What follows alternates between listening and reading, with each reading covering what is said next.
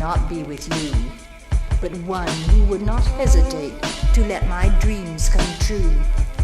I would not be seduced by spring, soft winds and birds in chime. No, I would steel myself against such lovely things this time.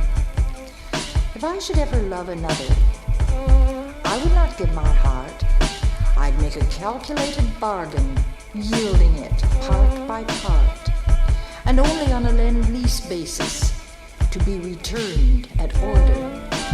And I would take all talk of love safe on a good recorder.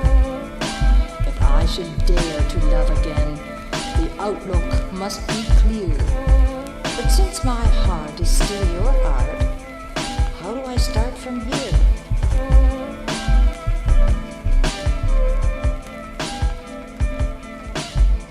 And I would take all talk of love safe on a good recorder.